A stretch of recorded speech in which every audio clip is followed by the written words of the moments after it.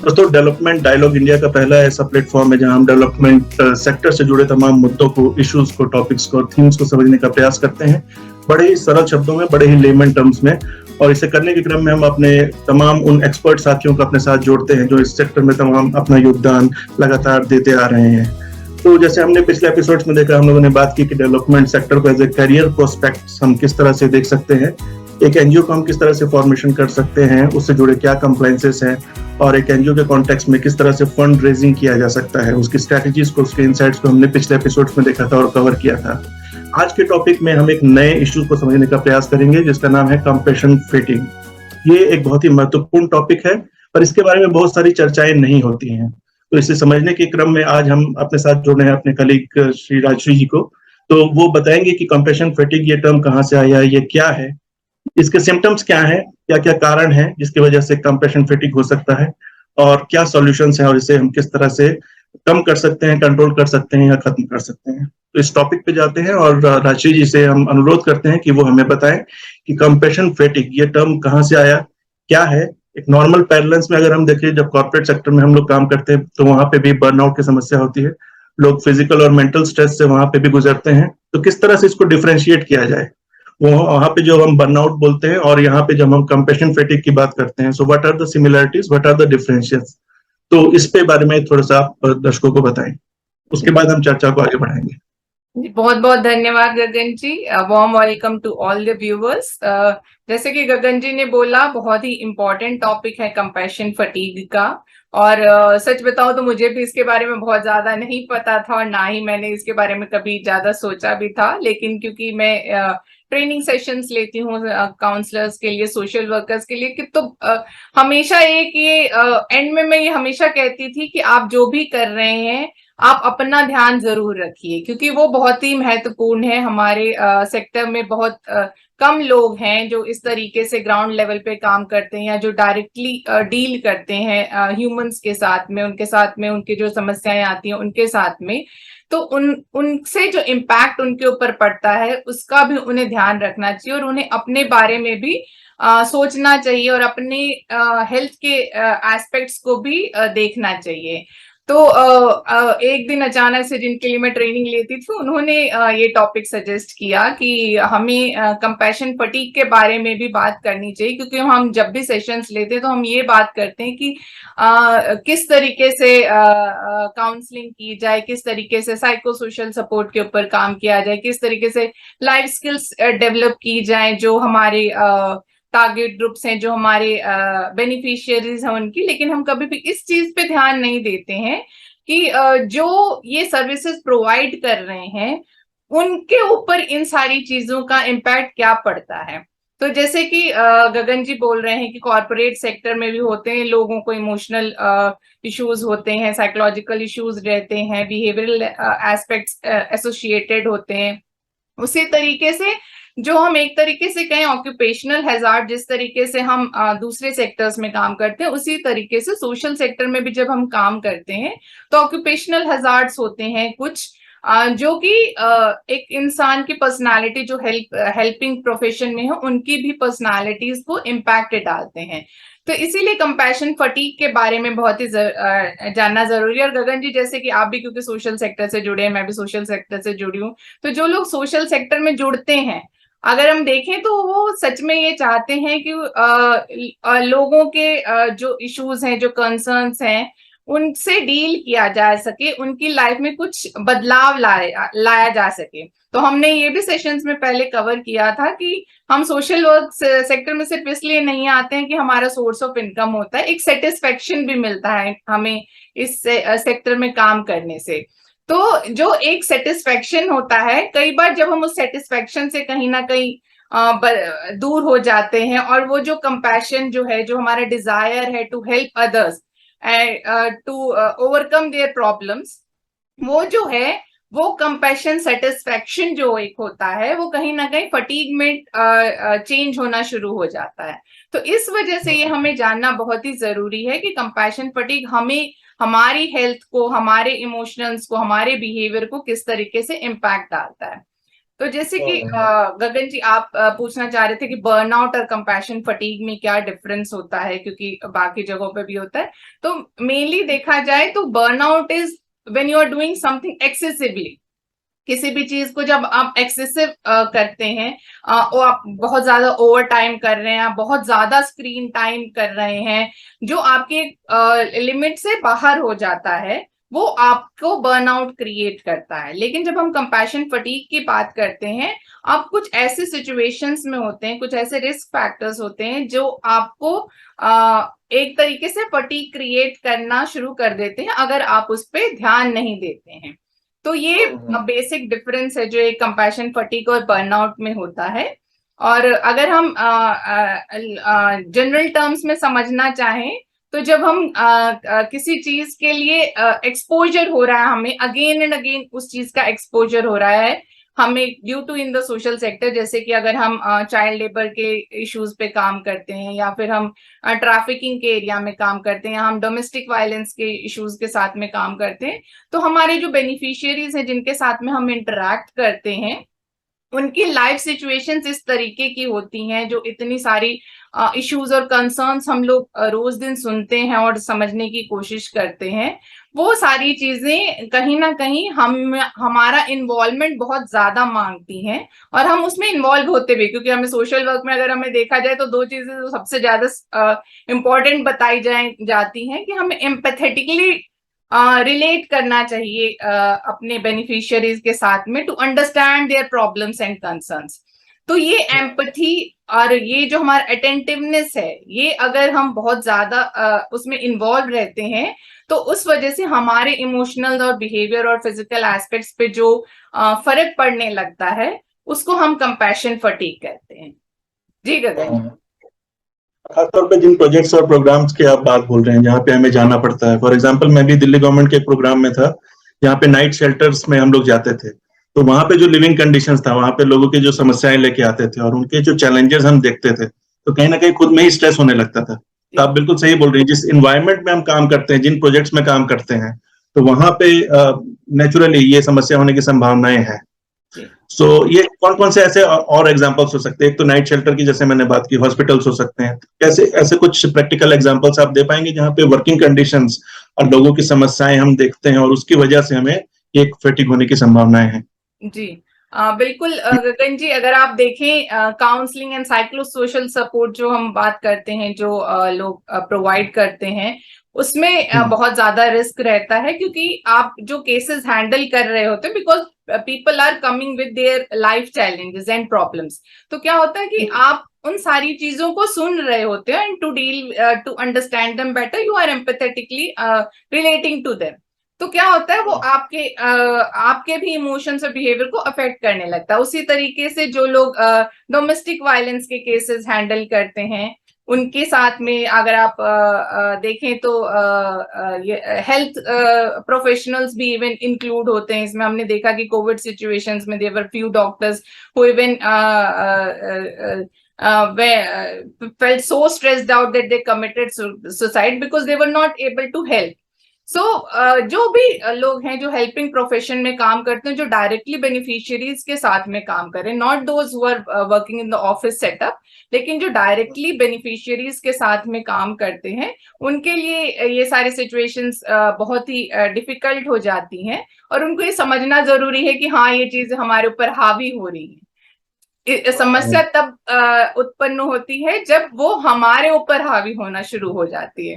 तो हमें जब भी होता है, जब भी हमें पढ़ाया जाता है, जब भी हम लोग साइकोलॉजी पढ़ रहे हैं या सोशल वर्क पढ़ रहे हैं, हमें ये सारी चीजें तो बताई जाती हैं कि हाँ, आपको किस तरीके से बेनिफिशियरीज के साथ डील करना है, लेकिन हमें ये नहीं बताया जाता कि इनका इम्पैक्ट हमारे ऊपर किस तरीके से होगा, और हमें उन सारी चीजों को किस तरीके से डील करना आना चाहिए। जी गगन। खासतौर पे हम जैसे फिल्मों में भी देखते हैं कि कोई कोई अपने कैरेक्टर में इतना घुस जाता है कि उसके बाद से उस कैरेक्टर से निकलने में बहुत टाइम लगता है। तो क्या ऐसे इस ढंग से भी हम समझ सकते हैं क्या? जी बिल्कुल बिल्कुल, मैं आपको हैं एक एग्जांपल देना चाहूंगी कि मैंने भी एक बार इंटर्नशिप की थी, एक मेंटल हेल्थ ऑर्गेनाइजेशन थी, उनके साथ में किया था एक इंटर्नशिप। तो उसमें हमेशा होता था, हम लोग डे केयर सेंटर जाते थे जहाँ पे मेंटल इलनेस के बेनिफिशियरीज थे, डे केयर सेंटर था, तो वो सब लोग आते थे, तो हम लोग पूरा डे उनके साथ में स्पेंड करते थे विद डिफरेंट एक्टिविटीज। तो after the day is over वहां के काउंसलर्स बैठते थे हमारे साथ में, बातचीत करते थे कि क्या हुआ पूरे दिन में, एंड देन वो हमें कहते थे you have to tell yourself that the work for today is over, now you are going home. And similarly जो रोल प्लेस वगैरह वो हमें करवाते थे, रोल प्लेस में भी वो जैसे हमने कोई बहुत ही इंटेंस करेक्टर किया उस रोल प्ले में, तो उसके बाद में they used to tell us कि अब आप बोलो कि you are not that character, you are Rajshree.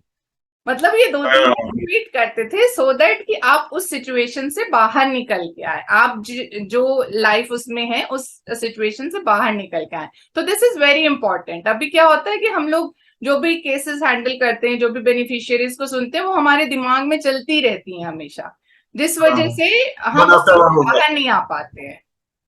हाँ, ठीक है, 5 बजे के बाद भी हम रात में भी सोच रहे हैं, दिन में भी, सुबह में भी सोच रहे हैं। जी बिल्कुल। जैसे कि मैंने आपको बताया कि ट्रेनिंग सेशंस जब मैं लेती हूँ तो बहुत सारे लोग कहते हैं कि मतलब हम लोग घर पे भी जाते हैं तो यही दिमाग में चल रहा होता है, रोड पे चल रहे होते तब भी हमारी वही सारी चीजें चल रही होती कि अच्छा उसने ये सारी चीजें बताई। डोमेस्टिक वायलेंस के केसेस में स्पेशली, क्योंकि वो होती हैं, तो जो यंग गर्ल्स हैं जो अनमैरिड हैं, दे आर काउंसलर्स, वो कहती है इतने केसेस सुन चुके हैं, अब हमें लगता है कि नहीं शादी करने की जरूरत नहीं है जब यही सब हो रहा होता है। तो ये सारी चीजें कहीं ना कहीं वही है कि जब हम ओवर रिलेट करने लगते हैं सारी चीजों से, तो वो हमारी भी पर्सनल लाइफ को और पर्सनल हेल्थ को इम्पैक्ट डालना शुरू कर देती है। बिल्कुल बिल्कुल। इससे जुड़े क्या सिम्टम्स हैं, कैसे समझें कि हमें ये कंपैशन फटीग हो रहा है, क्या सिम्टम्स हैं, इसको आप किस तरह से डिस्क्राइब करेंगे? क्या ऐसे कारण है जिसको हम देख के समझ सकते हैं कि हम इस समस्या का सामना हम कर रहे हैं, या हमारे कोई फैमिली मेंबर इसको सामना कर रहा है? जी देखिए, सबसे ज्यादा जरूरी अगर हम सिम्टम्स की बात करें तो मोस्टली सिम्टम्स दूसरी चीजों में भी जो होते हैं कॉमन ही होती हैं। अगर हम फिजिकल सिम्टम्स की बात करें तो सबसे पहला जो सिम्टम हम देखते हैं कि हमें नींद नहीं आ रही है, इंसोम्निया हो जा रहा है। क्यों? क्योंकि हम उन्हीं केसेस, उन्हीं बेनिफिशियरीज के बारे में सोच रहे हैं कि किस तरीके से डील करें, क्या समझाया जाए, कहाँ पे जाया जाए। मतलब हम आफ्टर ऑफिस आवर्स भी हम उन्हीं सारी चीजों के बारे में सोच रहे, तो जब तक हमारा थॉट प्रोसेस काम कर रहा है हम उसको सोचते जा रहे हैं हमें नींद किस तरीके से आएगी। नींद आने के लिए भी आपका एक पीसफुल माइंड होना बहुत जरूरी है, तो वो बहुत ज्यादा होता है। देन आपका एपेटाइट पे असर पड़ता है, क्योंकि you are too much involve in your work, तो आपको भूख ही नहीं लगेगी। तो वो सारी चीजें भी हो सकती हैं। देन आपको और भी इश्यूज हो सकते हैं, वेट लॉस हो सकता है आपका। उसके बाद आपको देखा जाए तो एंजाइटी भी हो सकती है आपको, कि you are too much concern, या तो ये सारी चीजें आपको उसमें हो सकती हैं। देन बिहेवियरल में आपको आइसोलेशन भी, यू मे प्रेफर कि आपको आइसोलेटेड स्पेस में बैठने, क्योंकि आप इतना ज्यादा मेंटली एग्जॉस्टेड हो जाते हो उन सारी चीजों को सुन के, आप खुद भी इतना परेशान हो जाते हो कि आपको लगता है प्लीज मुझे अकेला छोड़ दो। तो आप घर में भी जब जाएंगे तो आपको लगेगा कि कोई मुझसे बात ना करे, मुझे अकेले में बैठने दो, कहीं पे बैठने दो। तो उससे क्या होता है, आपकी फैमिली इन्वायरमेंट भी कहीं ना कहीं इम्पैक्ट पड़ता है उसके ऊपर में। देन आपका इंटरेक्शन भी कलीग्स के साथ में, बाकियों के साथ में चेंज हो सकता है। इरिटेबिलिटी हो सकती है, इफ यू अगर किसी केस में आपको सक्सेस नहीं मिल पा रहा है या आप आगे कुछ नहीं बढ़ पा रहा है, क्योंकि we work in a system. ऐसा नहीं कि हम जादू की छड़ी घुमाएंगे और चीजें सॉल्व हो जाती हैं। तो ये सारी सक्सेस हमारे हाथ में भी नहीं होता है। Success depends on lot of other factors, है ना, एक्सटर्नल फैक्टर। जो हम बेनिफिशियरी के साथ काम कर रहे हैं उनकी फैमिलीज पे भी डिपेंड करता है बहुत हद तक। तो ये खाली हम पे निर्भर तो है नहीं सक्सेस फैक्टर। बिल्कुल बिल्कुल बिल्कुल बिल्कुल। तो ये सारी चीजें होती हैं जो इम्पैक्ट डालती हैं आपकी। देन आपका साइकोलॉजिकली आपको बहुत इम्पैक्ट पड़ता है, मूड स्विंग्स हो सकते हैं आपको। जब आप फटीग्ड होते हैं तो आपका किसी चीज में मन नहीं लगता, इवन आपका जो काम है वो भी सफर करता है, क्योंकि आप अगर किसी एक पर्टिकुलर बेनिफिशियरी के बारे में ही सोच रहे हैं तो आपके सामने कोई और आ गया है तो आप शायद उतना ध्यान ना दे पाए उनके ऊपर भी। तो ये सारी चीजें जो हैं वो आपके काम में, आपकी पर्सनल लाइफ में, आपके हेल्थ पे, इन सारी चीजों पे असर डालना शुरू कर देती है। तो इसके लिए तो सबसे पहले जरूरी है कि आप रियलाइज करें, क्योंकि जनरली क्या होता है, हम अपने ऊपर टाइम ही नहीं देते हैं। हम इतने ज्यादा उलझे रहते हैं अपने काम में और टू हेल्प अदर्स की हम अपने ऊपर टाइम ही नहीं देते। तो जब हम अपने ऊपर टाइम देंगे, थोड़ा बैठ के सोचेंगे कि क्या इन सारी चीजों का मेरे ऊपर असर पड़ रहा है, तब हम इन सिम्टम्स को पहचान पाएंगे। जी गगन। हाँ, जैसे एरोप्लेन में अनाउंसमेंट होती है ना कि सबसे पहले अपने ऑक्सीजन मास्क खुद लगाएं, उसके जी बाद बिल्कुल सहयात्री की हेल्प करें। बिल्कुल तो अपने बिल्कुल। आप पे ध्यान देना आई थिंक सबसे इम्पोर्टेंट हो जाता है, और जी वही हम लोग बैक सीट पे रख देते हैं, जिसकी वजह से और सफरिंग जो है हमारी बढ़ती जाती है। ऑफ जी कोर्स इसके सॉल्यूशन पे जब हम लोग आएंगे तो इस पे हम लोग चर्चा और कर सकते हैं, लेकिन ऐसे कौन कौन से कारण हैं हम्म। जिसकी वजह से कंप्रेशन फेटिक हो जाता है?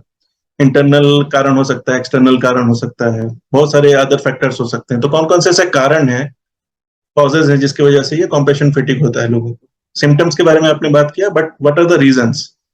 जी जैसे कि हम लोग ऑलरेडी डिस्कस कर भी चुके हैं, जब हम बार बार किसी एक सिचुएशन में आते हैं, जैसे कि हमने राइट। काउंसलिंग का एग्जांपल लिया, अगर हम डेली बेसिस पे अगर हम 8 to 10 बेनिफिशियरीज को देख रहे हैं, या क्लाइंट्स हमारे पास में आ रहे हैं जिनको हम सुनने की कोशिश कर रहे हैं, और अगर हम पर बेनिफिशियरी भी 40 मिनट्स का टाइम या 1 आवर का टाइम देते हैं, तो आप समझ सकते हैं कि कितना ज्यादा स्ट्रेसफुल आपके लिए हो सकता है कि आप एक सिर्फ समस्याएं सुन रहे हैं। ये बहुत ही इम्पोर्टेंट हो जाता है कि आप अपने दिमाग को इतना सारा प्रॉब्लम सुनने का मौका दे रहे हैं। तो कहीं ना कहीं आपको वो चीज कर्टेल करनी चाहिए कि कितना आप ले सकते हैं, उतना आप उसमें ना जाए करके। क्योंकि अगर आप देखें, अगर हम न्यूज़पेपर में भी देखें, अगर कोई एक नेगेटिव न्यूज छपती है, कोई भी नेगेटिव न्यूज अगर हम देखते हैं, तो उसी का हमारे ऊपर में क्या असर आता है कि हम ये सोचते हैं, अरे देखो किस तरीके से सोसाइटी चेंज हो रही है, क्या क्या होने लग रहा है। तो अगर आप सुबह से शाम तक वही चीज सुन रहे हैं, may be different print different लोग मीडिया, आ रहे हैं। इलेक्ट्रॉनिक मीडिया, आजकल नेगेटिविटी भरी पड़ी है। हाँ जी। तो वेब सीरीज जब हो बहुत तो too much murder of mystery. Negativity आ रही है, तो आपके ऊपर करेक्ट। में असर डालती है, क्योंकि we are actually trying to understand their problems. तो जब हम प्रॉब्लम्स को समझने की कोशिश कर रहे हैं, we are emotionally involve into that, तो वो सारी चीजें इम्पैक्ट डाल रही है। सेकेंडली, जैसे कि आपने बोला कि जब शेल्टर होम्स में जाते हैं या दूसरी सिचुएशन में जाते हैं, हम सोचते हैं कि किस तरीके से लिविंग कंडीशंस हैं, उसमें जाते हैं, तो वो सारी चीजें देख के ज्यादा असर पड़ता है हमारे ऊपर में। फिर जिस तरीके से हम लोग रेस्क्यू ऑपरेशंस होते हैं, जो हमें इवेंट इस तरीके से इवेंट्स में डालते हैं, जहाँ पे इवन लाइफ थ्रेट्स भी होते हैं, जो ऑर्गेनाइजेशंस इनके साथ में काम करती है, पुलिस को साथ में लेके जाते हैं, even then there is danger. तो इस तरीके कई जो बार बेनिफिशियरीज हॉस्टाइल हो जाते हैं आपके हाँ प्रति, हाँ जी वो भी बिल्कुल। आपको उतना सहयोग नहीं करते हैं, जबकि जी आप उनकी मदद बिल्कुल। कर रहे होते हैं, but they become hostile against, है ना? जी बिल्कुल बिल्कुल। तो इस तरीके से जब इवेंट्स हो जाते हैं, वो आपके ऊपर में बहुत असर डालती हैं। तो इसी तरीके से जहां जहां से आपको लगता है कि हाँ नेगेटिव इम्पैक्ट, नेगेटिव चीजें हो रही हैं। अब ऐसा है कि हम लोग सोशल सेक्टर में काम कर रहे हैं, तो ये सारी चीजें होंगी, वी नो ऑलरेडी कि ये सारी चीजें होंगी, but we need to be prepared for it, and we need to deal with it when it is coming to us and when it is affecting our health. Shelter homes में तो मैंने यहाँ तक भी एग्जांपल देखा है। Shelter homes में जब मैं नाइट शेल्टर्स में वहां पे जाता था दिल्ली में, डूसिप के द्वारा चलता था वो नाइट शेल्टर्स, तो वहां पे मैंने ये भी एक्सपीरियंस किया है कि लोग वहाँ नाइट शेल्टर्स में जगह है पर वहां पे रहना प्रेफर नहीं करते थे, वो बाहर ही रहते थे ताकि जी। लोग उन्हें कुछ दे जाएं, कपड़े या कुछ है ना, फूड आइटम्स। तो ये भी एक समस्या का सामना करना पड़ता है, हम उनकी मदद कर रहे हैं बट वो मदद लेने के लिए तैयार भी नहीं है। जी तो इस तरह से जो फ्रिक्शन होता है, जी even in terms of providing the support and then they are not ready to accepting that support also, तो वो भी कहीं ना कहीं हमें काम में भी थोड़ा सा इम्पैक्ट डालता है, और हमें थोड़ा डिमोटिवेट भी करता है कि हम जिनकी मदद करने के लिए आए हैं, क्या वो खुद ही तैयार नहीं है, तो कैसे किया जाए? ये सब इश्यूज भी है मेरे ख्याल से। तो वही मैं कह रही हूँ कि ये एक सिस्टम है, हम हाँ। सिर्फ एक इंसान के उससे नहीं होता है कि वो बहुत ज्यादा चेंज लेके आए। Of course we try our best to bring the change, लेकिन क्योंकि ये एक सिस्टम है, अब वो सिस्टम की सारी कड़ियां जब अपनी अपनी जगह पे फिट होती है, तब उसका रिजल्ट अच्छा आता है। तो हम इस चीज को जब याद रखें कि हाँ हम इस सेक्टर में आए थे to bring about change in people's life and in community, और हम जितना भी ला पाए उससे हमें सेटिस्फैक्शन मिले, तो शायद हम उस फटीग को डील कर सकते हैं। और as a social sector professional हमसे एक्सपेक्ट किया जाता है कि हम में करुणा का भाव होगा, दया का भाव होगा, हम कंपैशनेट होंगे, ठीक है, लोगों बिल्कुल को बिल्कुल। अच्छे से समझेंगे। बट दूसरे एंड पे हमें लोग समझ रहे हैं कि नहीं, हम खुद को समझ रहे हैं कि नहीं, दैट ऑल्सो बिकम्स बिल्कुल वेरी इंपॉर्टेंट। बिल्कुल बिल्कुल। हम अपने आप को इसमें मैं कितना आपको समझते हैं, बताना दैट ऑल्सो चाहूँ बिकम्स। जी जी, इसमें मैं हाँ बताना चाहूंगी कि जैसे मैं सेशंस में बोलती हूँ तो मैंने बोला कि you should also have a group of friend जिनसे आप बात कर पाओ, आप अपनी बातों को शेयर कर पाओ, क्योंकि आप ऐसी सिचुएशंस में काम करते हैं तो आपका भी कैथारसिस जरूरी है, आप अपनी चीजों को भी शेयर कर पाए। तो सब यही कहते हैं कि जब हम जाते हैं तो वो फिर जो फ्रेंड सर्कल होता है, जो फैमिली मेंबर्स भी होते हैं, उनको लगता है ये तो सब कुछ डील कर सकते, तो अपनी समस्याओं को लेके बैठ जाते हैं, वो अपनी समस्याएं डिस्कस करने लगते हैं rather than कि हम अपनी समस्याओं को शेयर कर पाए। तो ये भी एक बहुत मेजर इश्यू आता है कि सब लोग जो है वो आप ही से एक्सपेक्ट करना शुरू कर देते हैं, तो आप जो जिन लोगों को ढूंढते हैं शायद वो नहीं मिल पाते, इसलिए a group of very close friends जो शायद आपको प्रोफेशन के अलावा भी देख पाए, वो भी बहुत जरूरी है। हाँ, तो लोग आपको एक्सपर्ट के तौर पे देखते हैं एक्सपर्ट के कि तौर आप तो पे। खुद ही प्रोवाइड कर रहे हैं दूसरे लोगों को सपोर्ट, तो आप खुद की समस्या तो हैंडल कर ही पाओगे। बट बिल्कुल कई बार बिल्कुल। ऐसा हो नहीं पाता है ऐसा, और लोग खुद में ही अपनी चीजों को रखते रखते और वे एग्रेवेट होते जाते हैं जी, चीजें। एग्रीवेट हो तो जाते ये, हैं। तो इसको अब हम लोग सॉल्यूशन पे आते हैं। हम लोगों ने चर्चाएं की कि ये कंपेशन फटीग है क्या, सिम्टम्स क्या है, रीजंस क्या है, लेकिन इसका सॉल्यूशन क्या है? Solution is also very important. तो इसे कैसे कंट्रोल किया जा सकता है, कैसे पूरी तरह से खत्म कर सकते हैं कि हम लोग कुछ तरीकों पे काम करें और पूरी तरह से खत्म हो जाए हमारे, और अगले दिन हम बिल्कुल फ्रेश माइंड से फिर से जा रहे हैं रीबूट होके। ऐसा तो संभव नहीं है, मुझे लगता है इसे कंट्रोल किया जा सकता है रिलेटिवली। तो क्या क्या ऐसे सॉल्यूशंस हैं जिसपे आप बात करना चाहेंगे? जी बिल्कुल। देखिए, ये बहुत जरूरी है कि हम अपने ऊपर ध्यान दें। हम्म। जाहिर सी बात है, जब हम काम करते तो हमारा पूरा फोकस हमारे बेनिफिशियरीज के ऊपर होता है, जो कि अच्छी बात है, लेकिन एट द सेम टाइम हमें अपने ऊपर भी ध्यान देना बहुत ही जरूरी है। ऑन डेली बेसिस हमें ये आइडेंटिफाई करना बहुत जरूरी है कि कौन सी ऐसी चीजें हैं जो हमें इम्पैक्ट डाल रही हैं। तो इट इज बेटर हम्म। कि आप रोज दिन शाम में बैठिए, आप 5-10 minute, 15 minute, half an hour, आप जो भी निकाल सकते हैं उसमें आप अपने लिए निकालिए। और उसके बाद फिर आप अपने बिहेवियरल चेंजेस के बारे में, अपने फिजिकल चेंजेस या आपके आपकी जो इमोशनल चेंजेस हो रहे हैं उनको आप नोटिस करिए, उनको आप लिखिए और आप उनका रीजंस आइडेंटिफाई कीजिए कि किस वजह से ये सारी चीजें हो रही हैं। और उसके बाद फिर आपको you have to tell it to yourself कि वो मेरा काम है, मेरा काम वहां तक है, उसको मेरे हेल्थ या मेंटल लेवल पे इम्पैक्ट नहीं डालना चाहिए।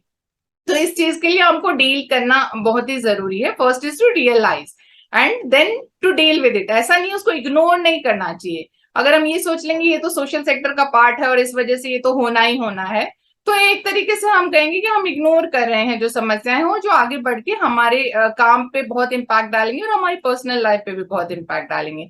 तो सबसे पहले जरूरी है कि हम उस चीज को रियलाइज करें। देन ऑफ कोर्स आपको जो भी चीजें करनी पसंद है, रिक्रिएशनल एक्टिविटीज जो आपको पसंद है, हॉबीज जो पसंद है, उनके लिए अपना थोड़ा सा समय निकालिए। जो आपको खुशियां देता है, जिससे आपको सेटिस्फेक्शन मिलता है, वो सारी चीजें करिए।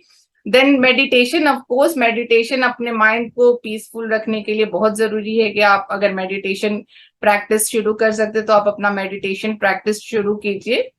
और सबसे जरूरी तो ये है कि आप ये फैक्ट रियलाइज कीजिए कि क्योंकि आपका प्रोफेशन ऐसा है तो ये सारी चीजें होंगी ही होंगी। तो उस चीज को अगर आप रिकॉग्नाइज कर ले रहे हैं कि हाँ इस वजह से ये सारी चीजें हो सकती हैं, तो आप उसको आराम से फिर डील भी कर सकते हैं। तो जरूरी है कि आप उसको रिकॉग्नाइज कीजिए। आप उसको ये मत सोचिए कि नहीं ये because I am a social sector professional या आई एम अ काउंसलर तो मेरे साथ में इस तरीके से चीजें नहीं हो सकती हैं। सबके ऊपर में असर पड़ता है। तो इन सारी चीजों को अगर आप रिकॉग्नाइज कर लेंगे तो आप उसके साथ में डील भी कर सकते हैं। और मोस्ट इंपॉर्टेंटली अगर हम देखें, जब हम सोशल सेक्टर में काम करते हैं तो हम ये कहते हैं एम्पावर पीपल, है ना, कि उनमें हम इस तरीके से उनको एम्पावर करें कि they take their own decision, they are not dependent on you. जो भी वो करना चाहते हैं लाइफ में अपने आप से कर पाए, उनको बार बार में हेल्प की जरूरत ना पड़े। तो same applies for us also. तो जो चीजें हम दूसरों को शायद सिखाने की या हेल्प करने की कोशिश करते हैं, वो पहले हम अपने ऊपर अप्लाई करें, तो आप देखेंगे कि आपकी ओवरऑल पर्सनालिटी में ही चेंज आ जाता है। तो ये सारी चीजों का इम्पैक्ट ऑटोमेटिकली कम होता हुआ चला जाता है। देन वर्क लाइफ बैलेंस करना बहुत ही जरूरी है। कई बार मैंने इवन लिंक्डइन पे देखा है काउंसलर्स को मेंशन करते हुए कि हमें लेट आवर्स में फोन आ जाते हैं या इस तरीके से। ऑफ कोर्स अगर कोई इमरजेंसी कॉल है या कुछ है तो you need to take that call, लेकिन एट द सेम टाइम बहुत सारे लोग हैं जो आप पे डिपेंडेंट होना शुरू हो जाते हैं। तो you have to, when you are dealing with the cases, आपको धीरे धीरे करके उनको ये सारी चीजें एक्सप्लेन करनी पड़ेंगी कि वो डिपेंडेंट ना हो आपके ऊपर में। उनको इतना एम्पावर करना है कि वो आपकी डिपेंडेंसी ना हो उनके ऊपर में। देन आपको अपना भी बताना पड़ेगा कि you also have a family and you also need to deal with lots many things other than work also. तो क्या होता है ना कि हम सिर्फ सुनते रहते हैं, we don't try to express ourself. तो कहीं ना कहीं हमें अपने आप को भी एक्सप्रेस करना जरूरी है, हमें अपने कंसर्न्स भी बताने जरूरी हैं। जब टू वे कम्युनिकेशन होता है तो आई थिंक सबको समझ में आता है और वो सारी चीजें डील की जा सकती। जी गगन। तो एक तो अवेयरनेस के बारे में आपने बात की कि अवेयर होना बहुत जरूरी है, हम अपने आप को कितने बेहतर ढंग से समझ पा रहे हैं, और फिर कम्युनिकेट करना अपने साथ वाले लोगों को भी बहुत इंपॉर्टेंट हो जाता है। लेकिन एक जो बोलते हैं ना कट ऑफ स्टेज की, एक अब ये एक डेंजरस स्टेज पे बात पहुंच चुकी है और अब मुझे खुद को एक मेडिकल प्रोफेशनल की हेल्प की जरूरत है। तो इसे कैसे समझा जाए? जी बिल्कुल। कौन सा ऐसा होता है कि मुझे ऐसा लगता है कि मुझे अब जाना चाहिए खुद ही एक प्रोफेशनल के जी पास? बिल्कुल, ये बहुत ही इंपॉर्टेंट चीज आपने बोला। कई बार ये होता है कि हम सोशल सेक्टर में होते हैं क्योंकि हम लोग खुद ही हेल्पिंग प्रोफेशन में होते हैं, तो हमें लगता है कि हमें हेल्प की क्या जरूरत है। लेकिन बहुत सारे काउंसलर्स वगैरह, क्योंकि इतने सारे आप केसेस डील करते हैं, आपको खुद भी हेल्प की जरूरत पड़ती है। तो जब आपको, जैसे कि हम लोगों ने बोला कि जो भी आपके सिम्टम्स जो आप देख पा रहे हैं, अगर वो एक्सेसिवली आपके फिजिकल हेल्थ को या फिर आपकी मेंटल हेल्थ को या बिहेवियरल एस्पेक्ट्स को इम्पैक्ट डाल रहे हैं, जो आप सेल्फ अवेयरनेस की बात करें, जब आप अपने साथ बैठेंगे आपको लगेगा कि हाँ ये सारी चीजें मेरे ऊपर बहुत ज्यादा इम्पैक्ट डालना शुरू कर रही हैं, then you must go to another counsellor और अ प्रोफेशनल फॉर हेल्प, जिससे कि आप अपने आप को फिर से एनर्जाइज कर पाए, आप अपनी इश्यूज को डील कर पाए। प्रॉब्लम ये आती है कि हम सोच लेते हैं कि हमें कुछ नहीं होगा, लेकिन आप अगर इन सारी चीजों को रियलाइज कर पाएंगे तो शायद आपके लिए हेल्प लेना भी आसान होगा। कई बार ये लोग ये भी कहते हैं हम खुद ही काउंसलर हैं तो हम किस तरीके से जाएंगे और हम किस तरीके से हेल्प मांगेंगे, दूसरे लोग क्या सोचेंगे करके। But we need to think about ourselves, because we are in a profession जहां पे हम जब ये कह रहे हैं कि दूसरे लोग हमारे पास में हेल्प लेने के लिए आ रहे हैं, तो definitely when we are in need we can also approach any professional that can provide help. जैसे फिजिकल डिजीज के बारे में भी आपने इग्नोरेंस की बात की थी, जैसे हम लोग इग्नोर करते जाएं फिजिकल डिजीज को तो वो बढ़ता चला जाता है, ऑफ कोर्स उसी तरह इसमें भी होता है। जब हम इग्नोर इसको करेंगे तो ऑब्वियसली ये एग्रावेट होगा और चीजें आउट ऑफ कंट्रोल हो सकती हैं। अब बिल्कुल जैसे देखा जाए ना तो फिजिकल फिजिकल पे हम लोग इतना ध्यान देते हैं कि मेंटल इश्यूज पे, साइकोलॉजिकल इश्यूज पे हम उतना ध्यान नहीं देते। इट इज लाइक ओवरऑल हम उसको इग्नोर करते हैं, not only social sector professionals, बाकी भी सेक्टर्स में अगर हम देखें तो हम जो साइको सोशल इश्यूज होते हैं, जो हमारे मेंटल हेल्थ इश्यूज होते हैं, उनको हम इग्नोर करते हैं। तो it is there in social sector as well, जबकि हमारा एक्सपोजर सबसे ज्यादा जो अगर हम देखें तो वो हमारा साइकोलॉजिकल इम्पैक्ट ही सबसे ज्यादा पड़ रहा है अगर हम अपने ऑक्यूपेशन की बात करें तो। इसलिए हमारा उसके ऊपर में ध्यान देना बहुत ही जरूरी है। और हम जिनके साथ में काम कर रहे हैं, अगर हम खुद ही अपनी चीजों को नहीं डील कर पाएंगे तो हम दूसरों के को प्रोवाइड हेल्प करने में, सपोर्ट करने में शायद उतने अच्छे ना हो पाए। इसलिए जरूरी है कि हम अपने आप को मैनेज करें, पहले हम अपने आप के हेल्थ पे ध्यान दें, जिससे कि जो जिस फील्ड में हम हैं हम उसमें अपना बेस्ट दे पाए। आज हम लोगों ने देखा इस एपिसोड में कि कंपैशन फैटिग क्या है, उसके रीजंस क्या हैं, उसके सिम्टम्स क्या हैं, और उससे हम किस तरह से डील कर सकते हैं, क्या क्या ऐसे सॉल्यूशंस हैं जिसको हम अपना सकते हैं। मुझे तो ऐसा लगता है पर्सनली कि जब हम कंपैशन फैटिग की बात कर रहे हैं तो अपने आप को समझना बहुत इंपॉर्टेंट हो जाता है, खासतौर पर सोशल सेक्टर में, जिस सेक्टर में हम लोग काम कर रहे हैं उस सेक्टर में हम दूसरों लोगों को तो अच्छे से समझते हैं, लेकिन हम कितना अच्छे ढंग से समझते हैं, वो अवेयरनेस जो है वो बहुत इंपॉर्टेंट हो जाता है। और उसके बाद अगर हम सॉल्यूशंस की बात करें, मुझे पर्सनली ऐसा लगता है कि अगर हम फिजिकल एक्टिविटी में अपने आप को अगर इंगेज करें, जैसे एक्सरसाइज हो गया या टहलना हो गया, तो वो काफी सुकून देती है कई बार आपके इन कंडीशंस में। और जैसे राजश्री जी बता रही थी कि अपने आप को हॉबी में इंगेज करना, जो भी काम आपको अच्छा लगता है उन कामों में अपने आप को एंगेज करने से भी काफी मदद मिलती है इन सब इश्यूज में। Any last remarks from your end Rajshree in this overall episode? जी Gagan ji, thank you so much. मुझे लगता है आज का एपिसोड बहुत हेल्पफुल होगा उन सभी हेल्पिंग प्रोफेशनल्स के लिए जो डिफरेंट सेक्टर्स में भी काम करें, नॉट ओनली सोशल सेक्टर। मैं जैसे कि हमेशा कहती हूँ, अपना बहुत ध्यान दीजिए, क्योंकि हम लोग इस प्रोफेशन में हैं जिसमें हमें दूसरे ह्यूमन बींग से डायरेक्टली रिलेट करना पड़ता है, और इस वजह से बहुत जरूरी हो जाता है कि हम अपने आप को, अपने मेंटल और फिजिकल हेल्थ को बहुत ही अच्छे से रखें, जिससे हम अपना दी बेस्ट दे पाए। तो इसलिए जरूरी है कि हम अपने अंदर की जो भी समस्याएं आ रही हैं, चाहे वो हमारी काम से रिलेटेड हो या फिर इवन पर्सनल रिलेटेड हो, हम उन सारी चीजों को समझें और उनके ऊपर काम करें, और अपने आप को एक अच्छे सोशल सेक्टर प्रोफेशनल के रूप में आगे लेके आए और लोगों की ज्यादा से ज्यादा मदद कर पाए। जैसे कि मैं हमेशा कहती हूँ, सोशल सेक्टर में बहुत कम लोग हैं जो इस फील्ड में हैं, और आगे आने वाले टाइम में बहुत सारे सोशल सेक्टर प्रोफेशनल्स की जरूरत पड़ेगी। तो अपना ध्यान जरूर रखें, दैट इज वेरी इंपॉर्टेंट। दूसरों का ध्यान तो हम रखते ही हैं, साथ में हम अपना ध्यान भी बहुत रखें, ये बहुत ही जरूरी है हमारे लिए। जी, थैंक यू सो मच गगन जी। धन्यवाद आज के एपिसोड में अपनी जानकारी शेयर करने के लिए। और अंत में मैं दर्शकों से बस यही उम्मीद करूंगा कि इस एपिसोड के बारे में अपने सुझाव, अपने कोई जो भी क्वेश्चंस आपके दिमाग में हो, वो हमसे जरूर शेयर करें। ओवरऑल भी डेवलपमेंट डायलॉग के एपिसोड्स को देख के आपके मन में क्या आता है, क्या सुझाव है, किस तरह से हम अपने आप को बेहतर बना सकते हैं, कौन से ऐसे टॉपिक्स है जिसको आप आगामी एपिसोड्स में देखना चाहते हैं, तो जरूर अपने सुझाव, अपने क्वेश्चंस हमसे जरूर शेयर करें। और इसी के साथ मैं अपने तरफ से और राजश्री जी की तरफ से आज के एपिसोड के लिए आपसे अलविदा चाहता हूँ। नमस्कार, धन्यवाद, थैंक यू।